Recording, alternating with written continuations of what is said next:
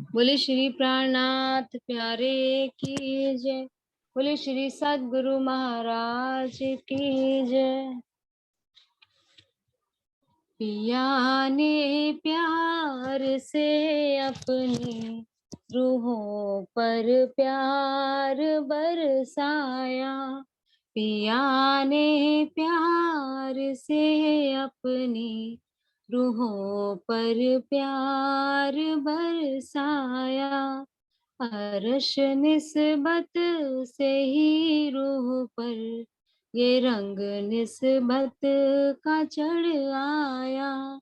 अर्श निस्बत से ही रूह पर ये रंग निस्बत का चढ़ आया।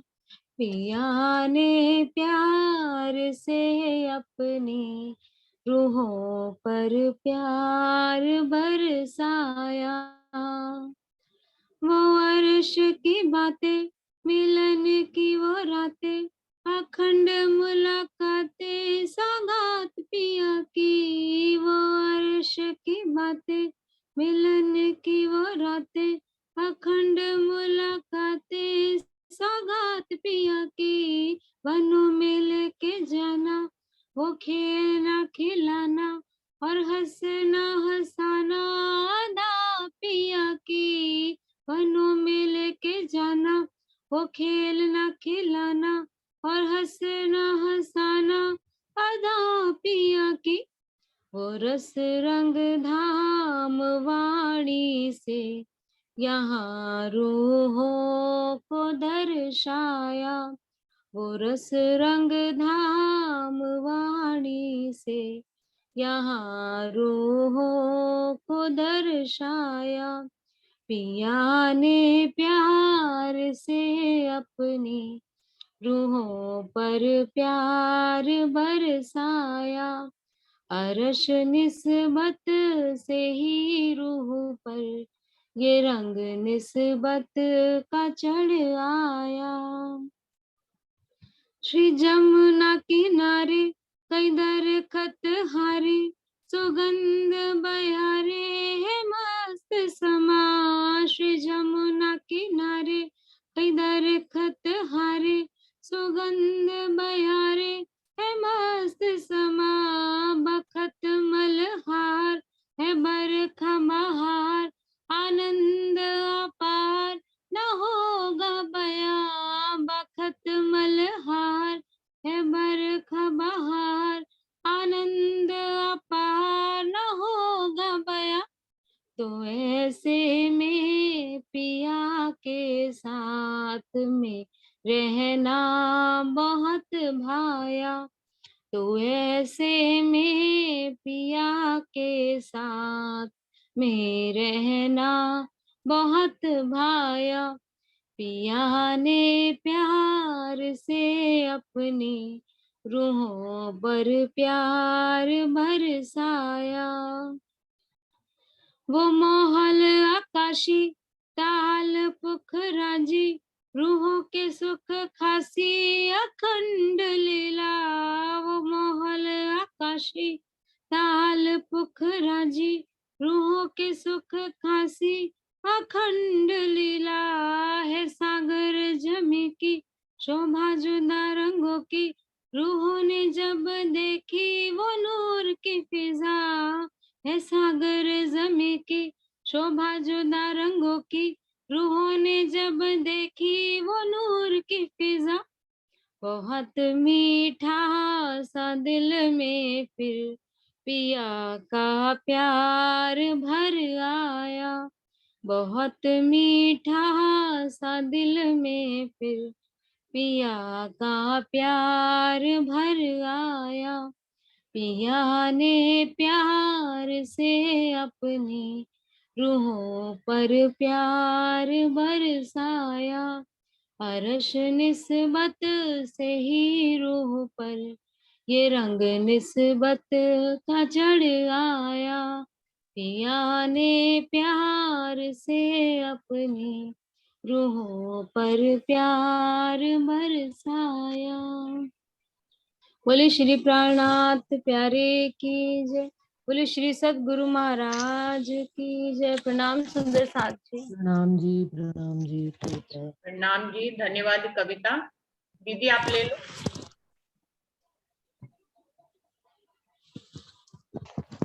बोलिए श्री प्राणनाथ प्यारे की जय। बोलिए श्री सतगुरु महाराज की जय। बोलिए धाम के धनी अक्षरातीत जी आपकी सदा सदा ही जय। समस्त सुंदर साथ की जय। बोलना ना, प्रवचन बुआ दे दिया। आपकी वीडियो नहीं आ रही, बस ये फूल आते रहे बस इतने, वरना इस फूल की जगह फोटो चल जाएगी।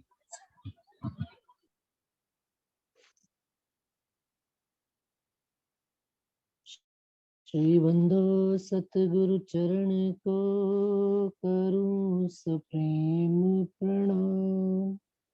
अशुभ हरण मंगल करन धनी श्री देव चंद्र जी नाम। श्री प्राणनाथ निज मूलपति श्री महराज सुनाम। तेज कुंवर श्यामा युगल जित पल पल कर प्रणाम। पिया जी को पल पल कर प्रणाम। प्रणाम जी सुंदर साथ जी, सब सुंदर साथ के चरणों में प्रणाम जी। आवाज क्लियर है? सुंदर साथ जी, सनंद किताब से रसूल साहब की पहचान बातुनी, प्रकरण 24।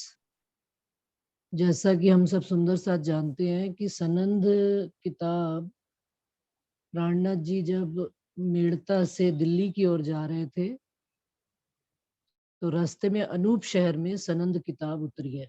जब मेड़ता में प्राणनाथ जी को बांग सुनिए मेड़ता में उन्होंने, और बांग में उनको ला इला इल्लल्लाह मुहम्मद रसूल अल्लाह सुनने पर ये उनकी आत्मा को महसूस हुआ कि ये बात तो हमारी ही कही गई है, तो ये रसूल कौन है।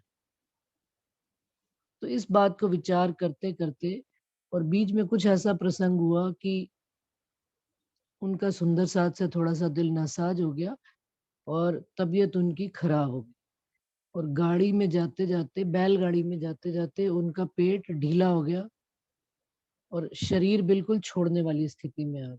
तब राजी महाराज ने उनको ये सनंद की किताब पूरी उतरी है, और उसमें लाल बाई जी बहुत घबरा भी जाती हैं, परंतु प्राणनाथ जी उनको आश्वासन देते हैं कि नहीं, ऐसा कुछ भी नहीं है, मेरा शरीर छूटने वाला नहीं है।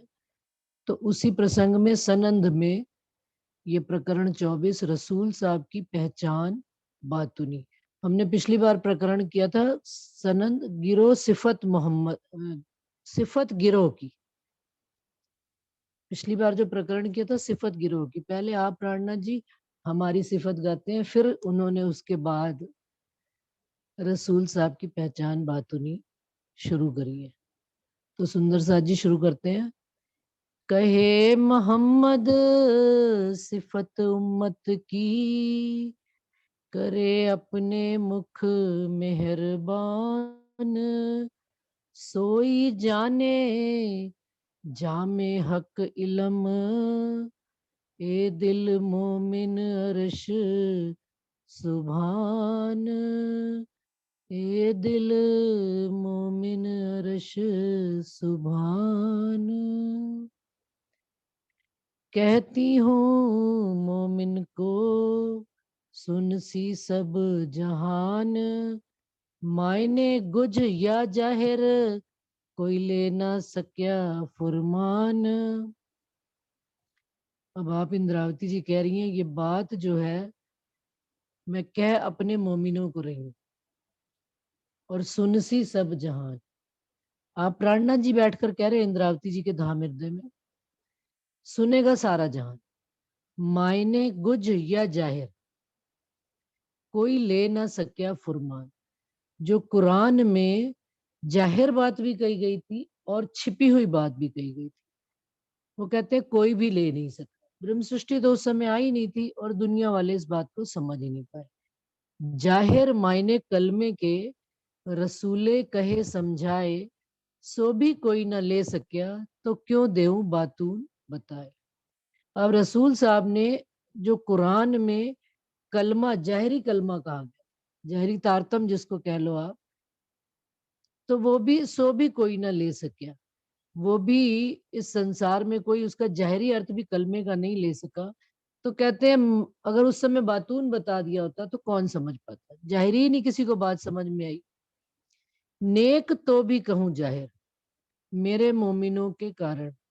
अब यहाँ से बात प्रारंभ हो रही है कि वो कह रहे फिर भी मैं थोड़ा सा जहर कर रहा हूँ। प्राणनाथ जी कह रहे किन के वास्ते, मेरे मोमिनों के कारण, जो मेरे अंगी संगी इस ब्रह्मांड में आए हुए हैं उनके वास्ते ये बात जाहिर कर रहा हूँ।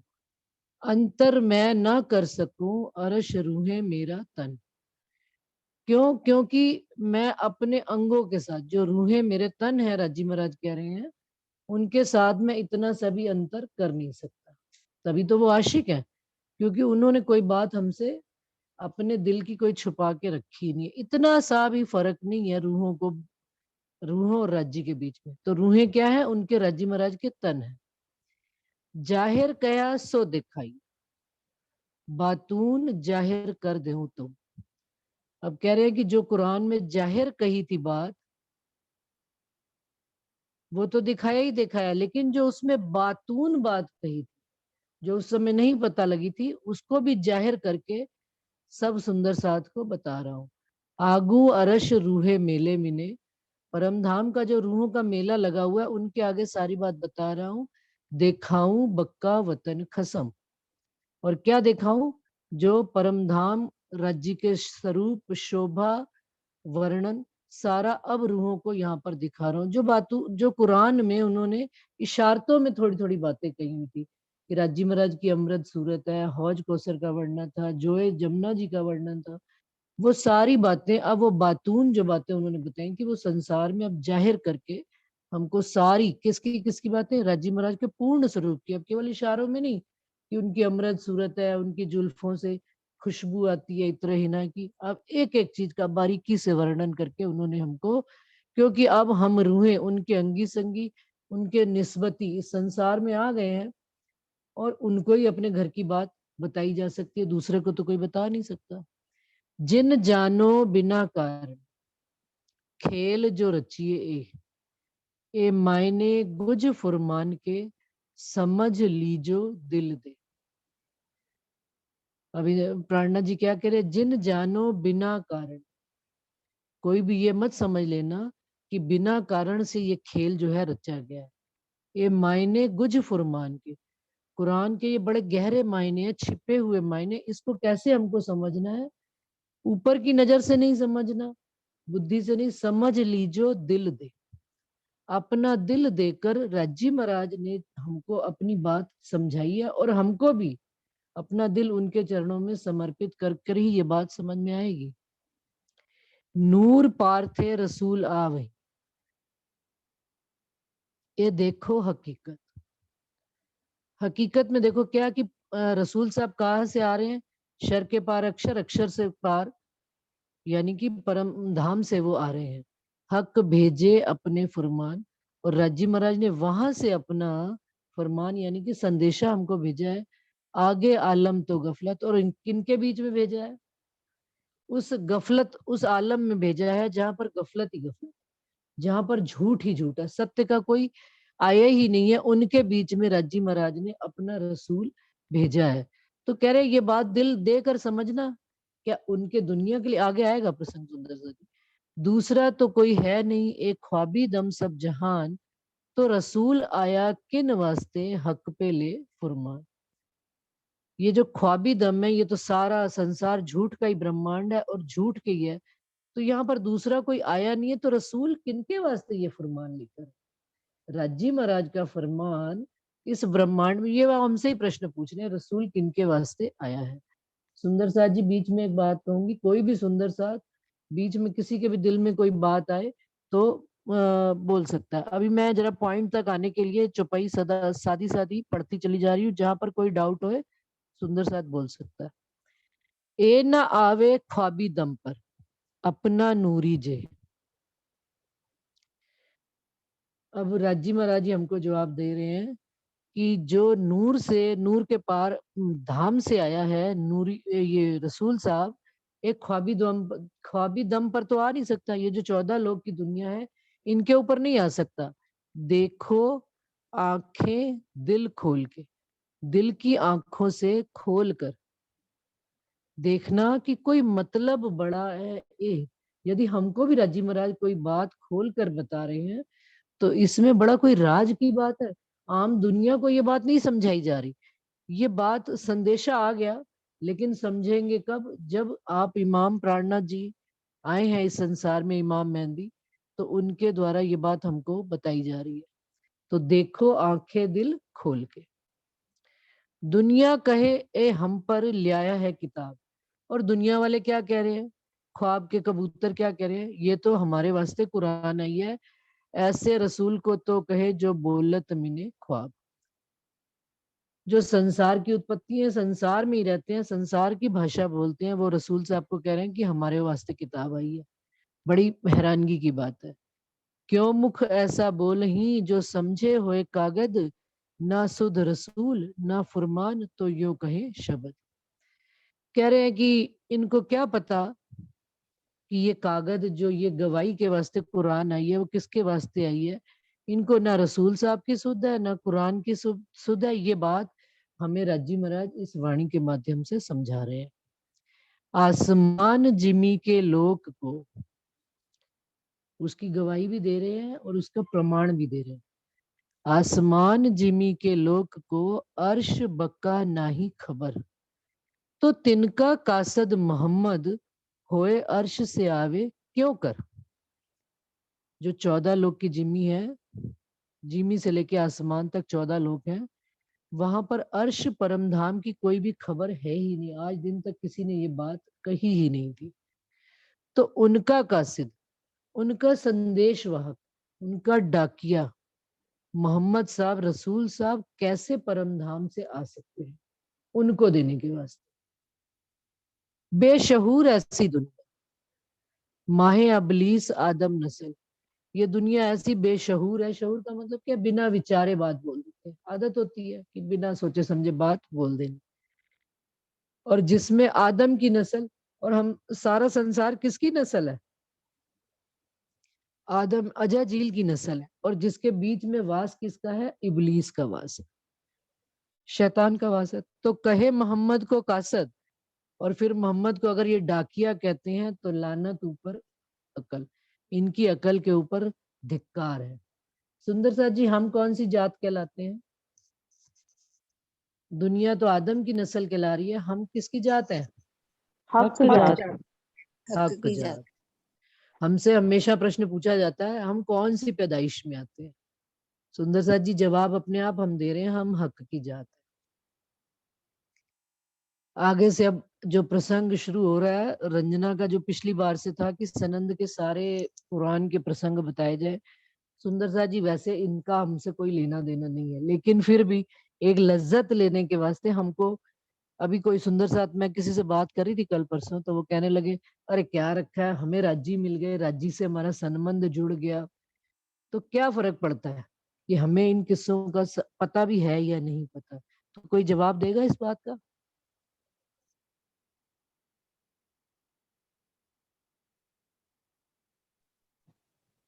सुंदर अभी साथ जी का आपने जवाब। बोला ना लज्जत, लज्जत लेने के लिए। हम्म, मैं तो बोलिए। ये हाँ कहूंगी जी, कि जिससे आशिकी होती है उसकी हर बात जानना चाहता है इंसान। हम सब बहुत अच्छे, बहुत अच्छी बात कही है। जिससे आशिकी होती है वो उसके साथ उसकी रोम रोम जानने की तमन्ना रहती है। कोई भी बात अगर छिपी रह जाए, परम धाम में यही तो झगड़ा हो गया था कि भाई आप कैसे आशिक हो, आपने हमसे छुपा ली बात अक्षर ब्रह्म की, अपने सत स्वरूप की। चलिए विषय से भटकते नहीं, आगे चलते हैं। सो घर कया दुनी का जो फुरमाने कया मुर्दार। कुरान ने जिस दुनिया को, 14 लोग को मुर्दार यानी कि नाशवान कह दिया है, वो घर इस दुनिया का वो घर कहा गया है। तो आदम काड़िया भिष्ट से ए दादा आदमियों सरदार। और इनका जो दादा है, दादा कौन? अजाजील फरिश्ता। सारे संसार के आदमियों का सरदार दादा अजाजील, उनको भी भिष्ट से काढ़ा गया है, भिष्ट से निकाल दिया गया है। सुंदर सा जी, इस प्रसंग को मैं पहले अभी 4 चौपाइयों में पूरा कर लेती हूँ, फिर इसका विस्तार अपन मिलकर करेंगे। मोर सांप जिद ले निकस्या और भिस्त सेती शैतान। और कौन कौन निकला? एक अजाजील तो निकाले ही गए भिष्ट से, उनके साथ साथ मोर और सांप जो भिष्ट की पहरेदारी करते हैं उनको भी निकाल दिया गया, और भिष्ट सेती शैतान और शैतान को भी निकाल दिया गया। हिरस हवा साथ आदम, और आदम के साथ हिरस और हवा भी निकल गए। लोग ताए कहे मुसलमान, लोग उनको मुसलमान उनके बारे में बात करते हैं। इन आदम की औलाद मारी अजाजीलें लानत ले। अब ये जो सारी संसार है, जो आदम की औलाद है, अजाजील की औलाद है, अजाजील ने ही इनकी बुद्धि को मारी अजाजीले लानत ले, और उस अजाजील को ही लानत लगी हुई है। तिन सब दिलो पातशाह, और वही अजाजील सारे जीवों के दिलों पर पातशाही करते हैं। हुआ अजाजीले, तो अजाजील का तो ये किस्सा है। किस्सा मैं अभी पूरा सुनाती हूँ, 5 चौपाइयों में पूरा उसका प्रसंग आ रहा है। मोहम्मद कहे मैं नहीं, मोमिन उतरे नूर बिलंद से, जो कहे भाई मोहम्मद के, मोहम्मद आया इनो पर, खेल किया इनो वास्ते। अब मोमिन कहाँ से उतरे हैं? नूर बिलंद से, परम धाम से, जो कहे भाई मोहम्मद, मोहम्मद साहब के जो भाई कहे गए। मोहम्मद रसूल साहब ने कहा, ये बात कुरान में कही हुई है कि भाई मेरे और हैं, कि मेरे भाई आएंगे आने वाले समय में। मोहम्मद आया इनों पर, तो रसूल साहब जो मोहम्मद साहब आए हैं वो इन भाइयों के वास्ते इस ब्रह्मांड में आए। भाई कौन है? हम मोमिन है। खेल किया इनों वास्ते, इनों के वास्ते ही ये खेल की रचना की गई है। मोहम्मद कहे मैं उन्हों से, और रसूल साहब क्या करें? मैं, मेरी जो पहचान है या मेरा जो स्वरूप है मोमिनों से ही है, और वो मुझसे जानो, और उनकी पहचान क्या? वो मेरे से ही संसार में जाने जाएंगे। मुर्दार करी जिनो दुनिया, अब उनकी क्या पहचान है? मुर्दार करी जिनो दुनिया, करे बंदगी हजूर कदम।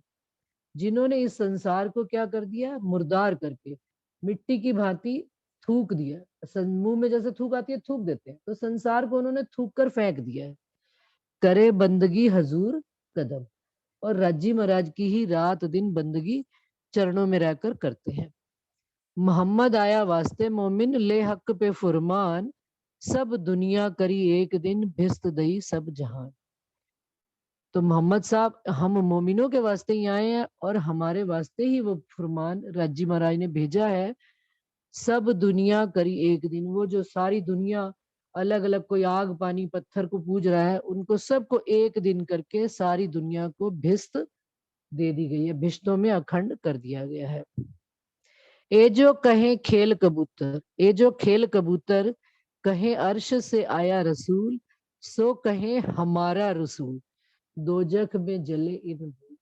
अब जो ये जो दुनिया है, दुनिया क्या कहती है? खेल कबूतर, यानी जैसे मदारी होता है ना, खेल में उसने 1 मिनट में खेल पासा फेंका, कबूतर पैदा कर दिए, और झट से पासे समेटे और कबूतर सिमट गए। तो ये 14 लोग ऐसा ही है।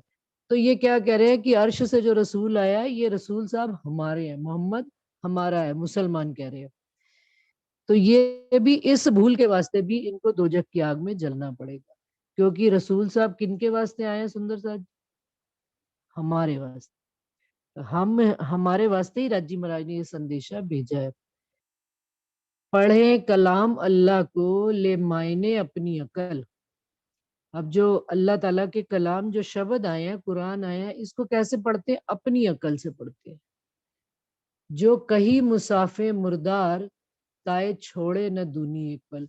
और जिस कुरान ने इस संसार को नाशवान, खत्म हो जाने वाला कहा है, पल में मिट जाने वाला कहा है, उसको दुनिया एक पल भी छोड़ नहीं सकती। और वो दुनिया इस अल्लाह कलाम के शब्दों का अर्थ अपनी अकल से कर रही है। तो बड़ी हैरानगी की बात। किस्सा लिखा अजा झील का, किया सजदा सब जिमी पर, तिन मारी राह सब दुनी की, इन ए फल पाया क्यों कर। अब कुरान में किस्सा लिखा है अजा झील फरिश्ते का कि उन्होंने सारी जिमी पर एक उंगल जिमी भी नहीं छोड़ी सिजदा करने के लिए। तिन मारी राह सब दुनी की, इन एफ, और वही इस दुनिया की राह मार रहे, वही इस दुनिया को परमात्मा की तरफ लगने नहीं दे रहे हैं।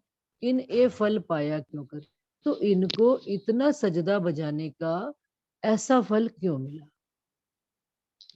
कोई कैसी ए फल गया गुमाने, कोई कह रहा है कि अजा झील ने गुमान में ये फल खो दिया, अहंकार में आकर। परसों दोजख जले गुमान, पर जो ये कह रहे ना गुमान में, वो भी दोजख में जलेंगे। क्यों? क्योंकि वो इस राज को जानते नहीं। जो बिना जाने, बिना बातूनी अर्थ को जाने, अभी ऊपर पढ़ा था ना कि मुख से बोल देते कुछ भी बात, बेशहूर, बिना शहूर किए बोल देते। फल एता बड़ा बंदगी का खोवे नहीं मेहरबान, इतनी बड़ी बंदगी का कोई ऐसा फल मिलेगा क्या, और मेहरबान उसको खोना चाहेंगे क्या, और मेहरबान उसको ऐसा फल देंगे। तो ये तो दोजख में जो उनको ये बात भी गुमान में कही जा रही। दो उंगल जिमी छोड़ी नहीं, इन शख्स से सेजदे बिगर। अजा झील ने दो उंगल जिमी भी अल्लाह ताला को सिजदा बजाने में छोड़ी नहीं है। एती एके बंदगी, ऐसी इतनी बंदगी एक से हो सकती है क्या, तुम क्यों ना देखो दिल धर। ये बात तुम दिल में विचार करके क्यों नहीं देखते हो। ए बंदगी ना होए कई करोड़, इतनी बंदगी कई करोड़ भी मिल जाए तो नहीं हो सकती ऐसी हक पर करी बेशुमार, ऐसी अजा झील ने स्वयं अकेले राज्जी महाराज पर कर दी। तिन बंदगी बदला ए पाइया, राह देत सबों को मार। उस बंदगी के बदले उसने क्या ये फल पाया कि वो सबों की राह अल्लाह ताला की तरफ से मार रहा, किसी को भी अल्लाह ताला की तरफ लगने नहीं दे रहे हैं। ऐसी बंदगी खोए के हक क्यों फल दे नुकसान। यहाँ पर यहीं पर जवाब दे रहे हैं कि इतनी बंदगी का उनको फल राज्जी महाराज इतना बड़ा नुकसान देकर करेंगे। ये मायने जाहिर तो गए, ये जो जाहिरी मायनों में पड़े हुए हैं, जो अजा झील सो नहीं पहचान, जिनकी अजा झील से पहचान नहीं है, जो अजा झील के स्वरूप को पहचानते नहीं है, वही ये जाहिरी मायने कहते हैं। ना पहचाने आपको, ना पहचाने हादी हक, ना देखे अजा झील दिल पर जो डालसी बीच दोजख। ना हम स्वयं को पहचानते हैं, ना राज्जी श्यामा जी को पहचानते हैं, और ना अजा झील और ना उसके दिल को जो हमको दोजख में डालते हैं। सुंदर साथ जी, यहाँ मैंने 26 चौपाई पढ़ दिया। तो अब यहाँ पर मैं एक प्रसंग पूरा जो है कुरान में उसका अब शॉर्ट में पूरा सुना देती हूँ। समय है कि नहीं पहले ये बताओ मुझे, अगर क्लास खत्म होने वाली है तो 6:40। 10 मिनट है दीदी। हाँ हो जाएगा, हो जाएगा। तो सुंदर साथ जी, भिष्ट में सबसे पहले खुदा ने, राज्जी महाराज ने एक पुतला बनाया, और अजा झील उनके 3 फरिश्तों में से एक है, और उन्होंने उस अजा झील को हुक्म दिया अल्लाह ताला ने कि एक तो पुतला बना, क्योंकि अजा झील का काम है बनाना। तो उन्होंने एक पुतला बना दिया। अब उसमें उन्होंने अपनी रूह फूकने के बाद उन्होंने अजा झील को कहा कि अब तू इस पर सिजदा बजा। अजा झील ने कहा कि इसको तो मैंने ही बनाया, मैं कैसे सिजदा बजाऊं। और जितने और उनके फरिश्ते थे सबको भी अल्लाह ताला ने कहा कि सिजदा बजाओ। सारे फरिश्तों ने सिजदा बजाया, लेकिन एक अजा झील ने सिजदा नहीं बजाया। क्यों? क्योंकि उनके मन, जो उनका मन का स्वरूप था, उसने सिजदा नहीं बजाया। तो उनको इस वजह से लानत पड़ी। ये जहरी प्रसंग है। अब वहां से शैतान को भिष्ट से निकाल दिया। शैतान कौन? वहां पे मन को कह दिया, क्योंकि अजाजिल को मन ने भटकाया था। मन जो इब्लीस है वो भी तो अजाजिल का ही फरिश्ता है। तो शैतान को उसमें से निकाल दिया, भिष्ट में से। अब भिष्ट में वो जो पुतला बनाया था उनके लिए कहा गया, उनके साथ हवा भी रहती थी। अजाजिल और हवा दो करके दोनों जने रहते थे, और उस भिष्ट के बाहर मोर और सांप दो जने पहरेदारी करते थे। शैतान को भिष्ट से बाहर निकाल दिया गया। अब शैतान वापस उस भिष्ट में जाना चाहता है, तो कैसे जाए? उसने क्या किया, मोर और सांप से दोस्ती कर ली और उन दोनों को कहा कि मुझे भिष्ट में वापस ले चलो। तो उन्होंने कहा कि हमें अल्लाह ताला का डर है, हम जिसको अल्लाह ताला निकाल दिया, हम उनकी हुक्म की वो कैसे कर सकते हैं? उनका हुक्म हम टाल नहीं सकते, तुम अब नहीं जा सकते हो भिष्ट में। तो शैतान ने उनको वास्ता दिया अपनी दोस्ती का कि हम तो भिष्ट में पहले इकट्ठे ही रहते थे, तो तुम मुझे ले चलो। तो वहां पर सांप ने किनको, शैतान को कहा कि तुम जा तो सकते हो, एक तरकीब है कि कैसे, क्या तुम सांप का स्वरूप बन जाओ और मोर जो है तुम्हें अपने पैरों से उठाकर भिष्ट में ले जाए। उन्होंने कहा ठीक। अब वो शैतान को लेकर भिष्ट में चले गए दोनों। मोर ने, सांप ने जुबान से बोला और मोर ने पैरों से शैतान को उठा के, सांप के स्वरूप को उठा के भिष्ट में छोड़ दिया। अब भिष्ट में जब गए तो उसमें आया है कि जो पुतला बनाया है वो रसूल साहब का स्वरूप है। तो जो नबी होते हैं, ये कुरान में लिखा हुआ प्रसंग, नबी से कभी कोई गलती नहीं होती, लेकिन जो उनकी हवा रूपी स्त्री बनाई गई है उसको शैतान ने अपनी बातों में उलझा के कहा कि तुम जो इस जन्नत में घूमते हो, इस भिष्ट में कोई ऐसी जगह है जो तुमको मना है? तो उसने कहा हाँ, यहाँ पर एक वृक्ष लगा हुआ है, इसका फल खाने के लिए हमको मना किया गया। उसको बहला फुसला के शैतान ने फल खिला दिया स्त्री। अब जब उनको पता लगा अलय वसल्ले रहमान को, तो उन्होंने कहा कि तुमने खुदा की ये फरमान की तुमने माना नहीं है, तो ये बात गलत है, अब मुझे भी तुम्हारे साथ ये फल खाना पड़ेगा। तो इस तरह से दोनों ने फल खा लिया। अब जब खुदा अल्लाह ताला आए और उन्होंने देखा तो उन्होंने कहा तुमने क्या किया? तुमने तो मेरा हुक्म उदूली कर दी, हुक्म माना नहीं, तो तुमको भी मैं भिष्ट से निकालता हूँ। तो वहां से रसूल साहब, ये प्राणनाथ जी के लिए भी बात आती है, अभी आगे इसको घटाते चलेंगे हम। तो वहां से रसूल साहब वो जो पुतला और जो स्त्री का रूप और मोर और सांप, जिसमें उन्होंने अपनी रूह फूकी थी, अक्षर ब्रह्म की आत्मा, और साथ में मोर और सांप, सारे लेकर भिष्ट में आ गए।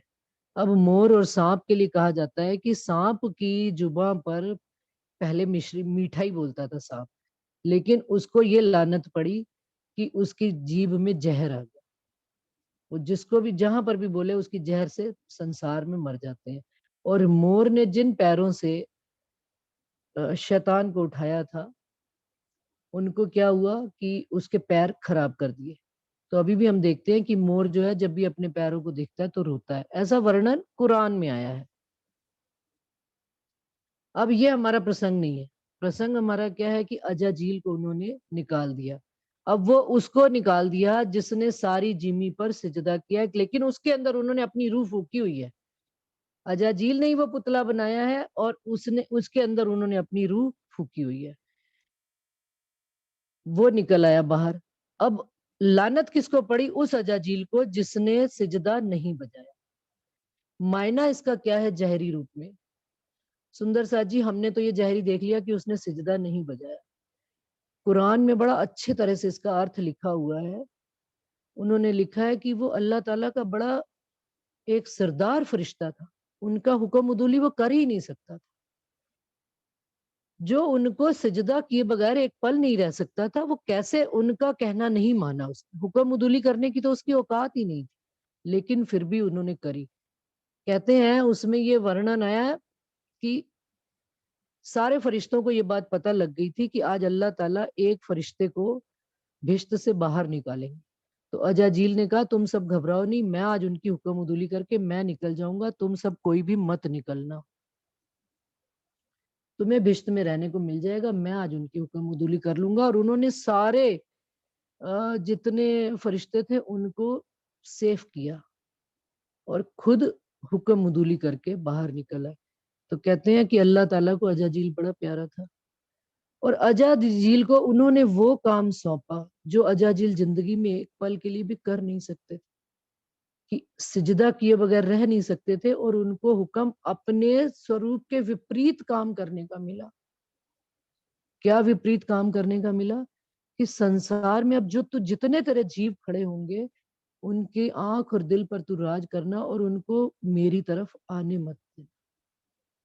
और आज तक अजाजील इस बात के लिए खड़ा हुआ है कि राजी महाराज कब आपका हुक्म पूरा हो और मैं आपके चरणों में सिजदा बजा। ऐसा का ऐसा ही सारा प्रसंग किताबों में वर्णन है। तो यहाँ पर ये बात आती है, किया भूल पत्थर पर सिजदा, यहाँ पर हमने 26 चौपाई पर, ना देखे अजाजील दिल पर जो डालसी बीच दोजख। लेकिन अब राजी महाराज ने उसमें क्या अपनी मेहर बख्शी है। इन्हीं जीवों के बीच में राजी महाराज ने सबसे पहले ईसा रूहल्लाह शामा जी को भेजा और सारी दुनिया ने उनकी पहचान नहीं करी। और इमाम मेहंदी श्री प्राणनाथ जी, उनके अंदर भी अपनी रूह फूंकी। तो सबसे पहले आदम जो इस संसार में कहलाए, जागृत बुद्ध का ज्ञान लाने वाले ईसा रूहल्लाह शामा जी, और मुसलमानों में रसूल साहब कहलाए, और आगे प्राणनाथ जी कहलाए, और आगे चलते चले तो हमारी छठे दिन तक हम सब मोमिनों के दिल में। तो जो जीव आपस में आमने सामने एक दूसरे की हम पहचान नहीं कर पाते, तो उन जीवों के अजाजील, उन जीवों के दिल पर इबलीस का राज है। और जो एक दूसरे और जिनको राजी महाराज की मेहर और हुक्म की पहचान है, वो हिरस और हवा। और मोर और सांप कैसे कौन है? हिरस और हवा। सुंदर सा जी, हिरस क्या? हमारी तृष्णाएं, हमारी इच्छाएं, मोर और सांप की लेकर निकल आए। अब जो जीव हिरस और हवा के उसमें है, कंट्रोल में, अहंकार में, और अपनी हिरस और इच्छाओं की उसमें वश में, वो इबलीस के बस में रह जाते हैं। लेकिन जिन सुंदर साथ को राजी महाराज ने, जिनका दिल अर्श कर लिया, उन्होंने अपनी हिरस और हवाएं किधर मोड़ ली है?